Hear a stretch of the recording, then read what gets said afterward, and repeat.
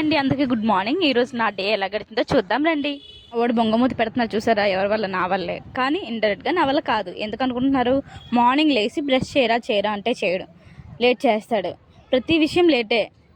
Van first trip వెళ్ళిపోద్ది, అంతే. నీ వల్లే లేట్ అని గోల చేస్తాడు. చెప్పండి మీరే ఎవరి వల్ల లేటు?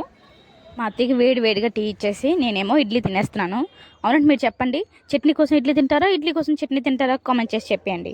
ఈ రోజు అయితే కొంచెం బేగానే దీపం పెడతాను, అంటే 9:30కి దీపం పెడతాను అనమాట.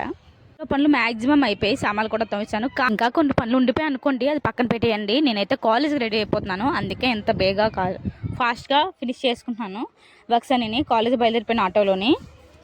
ఇంకేంటి, అక్కడ పని పూర్తి చేసుకొని ఇంటికి వచ్చేసరికి ఫుల్ ఎండ అనమాట. ఫుల్ వాటర్ తాగేసాను. మా అత్తయ్య ఏమో బిర్యానీ చేసి రెడీగా ఉంచారు. చికెన్ ఫ్రై కూడా చేశారు, లెగ్ పీస్. అవునట్టు చికెన్ రేట్ ఎక్కువైపోయింది, మీకు విషయం తెలుసా? సరే మీతో కబుర్లు చెప్పుకుంటూ కూర్చుంటే అవుతుంది, మా పిల్లలకి అన్నం పెట్టాలి. బాయ్.